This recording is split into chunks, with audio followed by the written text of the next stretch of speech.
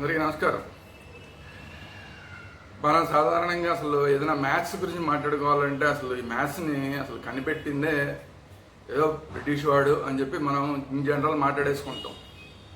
ఏదో ఒక సున్నా అనేది మాత్రం భారతీయులు మాట్లాడారు, భారతీయులు కనిపెట్టారని చెప్పి ఏదో దయాధర్మ పిచ్చంలాగా ఒకటి మాట్లాడతాం.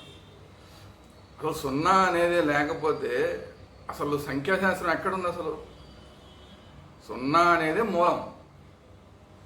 అసలు మీరు ఏ లాంగ్వేజ్లో అయినా తీసుకోండి, అంకెల సంఖ్యను చూస్తే ఒక 1000, లక్ష కోట్లు, 10 లక్షల కోట్లు, పోనీ 100 లక్షల కోట్లు, 1000 లక్షల కోట్లు, పోనీ లక్షల కోట్లు అట్లా ఉంటుంది.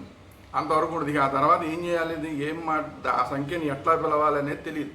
అంటే ఒక్కొక్క దానికి ఒక్కొక్క పేరు ఉండదు. కానీ చాలామందికి తెలియంది ఏంటంటే ప్రతి ఒక్క 100 సున్నాలున్న సంఖ్య, అంటే 100 సంఖ్యల అంకెకి కూడా ప్రతి ఒక్క దానికి కూడా భారతీయ గణిత శాస్త్రంలో పేర్లు ఉన్నాయి.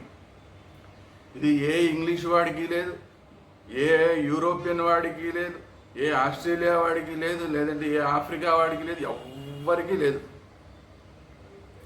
అంత గొప్ప నాలెడ్జ్ గణితానికి సంబంధించి మన వాళ్ళ దగ్గర ఉంది.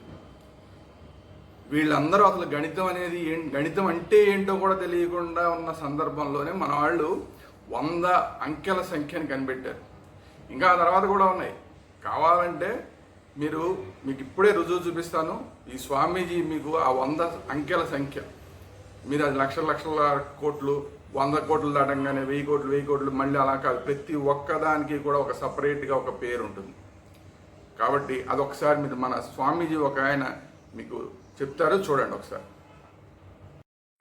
सैकड़ा, हजार, 10,000, लाख, 10 लाख, करोड़, 10 करोड़, अरब, 10 अरब, खरब, 10 खरब, नील, 10 नील, पदम, 10 पदम, शंख, माँ शंख, अल्या, माँ अल्या, मध्य, माँ मध्य, पर्द, माँ पर्द, धुन, माँ धुन, अशोहिणी, माँ अशोहिणी, फ्रोट्रम्स, माँ फ्रोट्रम्स, ब्रोसोम, माँ ब्रोसोम, क्राफ्टी, माँ क्राफ्टी, टॉमलिसम, माँ टॉमलिसम, निर्प्लिक, माँ निर्प्लिक, मैरबिकेक्स, माँ मैरबिकेक्स, योटीपर्स, माँ योटीपर्स, बसिन फ्लट, माँ बसिन फ्लट, वेल्टिटुला, माँ वेल्टिटुला, हार्टिकेक्स, माँ हार्टिकेक्स, भिकोक्सिट, माँ भिकोक्सिट, आयकोपियोट, माँ आयकोपियोट, डिविडेंस, माँ डिविडेंस, ओयुसोपिट, माँ ओयुसोपिट, पेपेरोंटा, माँ पेपेरोंटा, सेडोकोपी, माँ सेडोकोपी, लाइस जोर्स, माँ लाइस जोर, सोइंट ब्लास, माँ सोइंट ब्लास, क्यूब डेक्स, माँ क्यूब डेक्स, रुफोबिटा, माँ रुफोबिटा, ग्रोडोल्सी, माँ ग्रोडोल्सी,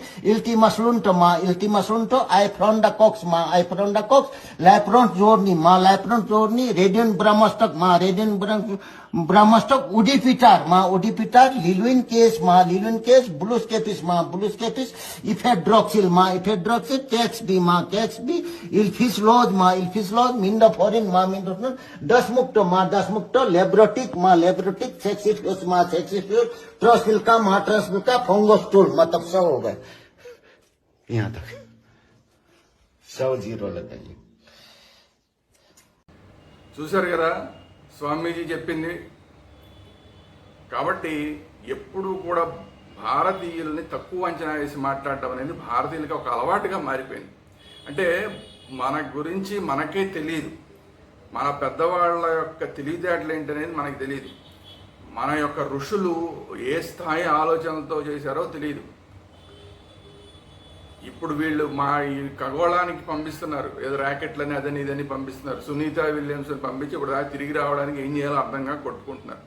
అటువంటిది ఖగోళంలో ఉన్న ప్రతిదాని గురించి, ఎక్కడెక్కడో దూరాన ఉన్న నక్షత్రాల గురించి కూడా ఏవేవి ఎంత దూరంలో ఉన్నాయి, సూర్యుడు ఎంత దూరంలో ఉన్నాడు, చంద్రుడు ఎంత దూరంలో ఉన్నాడు, ఇవన్నీ కూడా పూర్తిగా క్యాలిక్యులేట్ చేసి చెప్పిన శాస్త్రం మన దగ్గర ఉన్నది. దాన్ని ఒప్పుకోవడానికి మనం ఇష్టపడం. ఎందుకంటే మనం ఏనాడు చదివేస్తే కదా. మనకి సంస్కృతం మర్చిపోయాం. మనం సంస్కృతం తెలియదు. సంస్కృతం తెలియకపోవడం వల్ల మన యొక్క పురాతన గ్రంథాల్లో ఏమున్నాయో తెలీదు, వేదాల్లో ఏమున్నాయో తెలీదు, పురాణాల్లో ఏమున్నాయో తెలీదు. మన దగ్గర లేని శాస్త్రం అనేదే ఈ ప్రపంచంలో లేదు. నలంద యూనివర్సిటీలో 6 నెలల పాటు తగలబెడుతూనే ఉన్నారు పుస్తకాలు. అట్లా ఒక్క నలంద యూనివర్సిటీలోనే 6 నెలల పాటు పుస్తకాలను తగలబెట్టారంటే మిగతా చోట్ల ఎన్ని తగలబెట్టి ఉంటారు? అవన్నీ బ్రిటిష్ వాళ్ళు లేదంటే ఇంకో వేరే వాళ్ళు, ఈ మొఘలాయి చక్రవర్తులు వీళ్ళందరూ తగలబెట్టేసి కొన్నేమో బ్రిటిష్ వాళ్ళు వాళ్ళ దగ్గరికి పట్టుకుపోయి ఇన్ని చేసిన తర్వాత కూడా దానివల్ల వాళ్ళు మనని విభజించి పాలించు అనే సూత్రం ప్రకారం మన సంస్కృతిని మనకు దూరం చేసే భాగంలో మనకి సంస్కృతాన్ని దూరం చేశారు. సంస్కృతాన్ని దూరం చేయడం వల్ల గ్రంథాలు పోయినాయి, ఆ గ్రంథాల గురించి చెప్పేవాడు పోయాడు, ఉన్నపాటి కొద్ది గ్రంథాలని కూడా చదివేవాళ్ళు కూడా లేరు, చదివి చెప్పేవాళ్ళు కూడా లేరు. అట్లాంటి పరిస్థితికి మనం దిగజారిపోయాం. ఈ రోజు కూడా అందరూ తెలుసుకోవాల్సింది ఏంటంటే, ఈ రోజు కూడా మన ఇస్రో శాస్త్రవేత్తలకైనా లేదంటే వేరే వేరే దేశాల్లో శాస్త్రవేత్తలకైనా ఆఖరికి నాసా వాళ్ళకైనా ఈ రోజు కూడా ఇక్కడి నుంచి ఎత్తుకుపోయిన పుస్తకాలు, నాసా వాడి దగ్గర ఉన్నది ఏంటనుకుంటున్నారు? నాసా వాళ్ళు అది కనిపెట్టాం ఇది కనిపెట్టేసాం అన్నది ఏంటనుకుంటున్నారు? అవన్నీ కూడా మన దగ్గర ఉన్న పుస్తకాల్లో వివరాలను తీసుకుని వాటినే మళ్ళీ తిరిగి కనిపెడతారు. కనీసం ఆ వివరాల గురించి తెలుసుకోవడానికి కూడా మన దగ్గర ఏమి లేవు. వాళ్ళు ఇక్కడి నుంచి పట్టుకుపోయిన వాటిని వాళ్ళు కొన్నిటిని భద్రపరిచి వాటిని ఆధారంగా ఇప్పుడు కొన్ని కనుక్కుంటున్నారు. మనం ఏనాడో చెప్పిన సూర్యుడు ఎంత దూరం, చంద్రుడు ఎంత దూరం, ఇవన్నీ కూడా ఇప్పుడు కరెక్టే అని వాళ్ళు చెప్తున్నారు. మన కర్మ ఏంటంటే ఏ నాసావాడో ఇంకో శాస్త్రజ్ఞుడో లేదా ఇంకో సైంటిస్టో వాళ్ళు చెప్తే తప్ప, వాళ్ళని ఐడెంటిఫై చేస్తే తప్ప మన శాస్త్రాన్ని మనమే ఒప్పుకోం. కాబట్టి ఇప్పటికైనా తెలుసుకోండి, భారతీయ విజ్ఞాన శాస్త్రం అసలు దాన్ని మించింది లేదు, ప్రపంచంలో దాన్ని మించింది లేదు. భారతీయ ఖగోళ శాస్త్రం కానీ భారతీయ విజ్ఞాన శాస్త్రం ఏ సబ్జెక్ట్ అయినా తీసుకోండి, మీరు మ్యాథ్స్ తీసుకోండి. ఇప్పుడు మ్యాథ్స్ ఇప్పుడే చూశారు కదా, 100 అంకెల సంఖ్య, కనీసం వాళ్ళకి ఊహకు కూడా అందదు. కాబట్టి ఎప్పుడు కూడా భారతీయతను తక్కువ అంచనా వేయకండి, భారతీయ ఋషుల శక్తి సామర్థ్యాలను తక్కువ అంచనా వేయకండి, మన సైన్స్ని తక్కువ అంచనా వేయకండి. ఇప్పుడున్న సైన్స్ అనేది ఎక్కడ ఆగిపోతుందో, టాప్ లెవెల్కి వెళ్ళి ఎక్కడ ఆగిపోతుందో అక్కడి నుంచి కూడా భారతీయ ఋషుల యొక్క ఆధ్యాత్మికత అనేది కానీ, మన యొక్క శాస్త్రాలు కానీ, మన విజ్ఞానం కానీ అక్కడి నుంచి మొదలవుతాయి. అది అందరూ గుర్తుపెట్టుకోండి.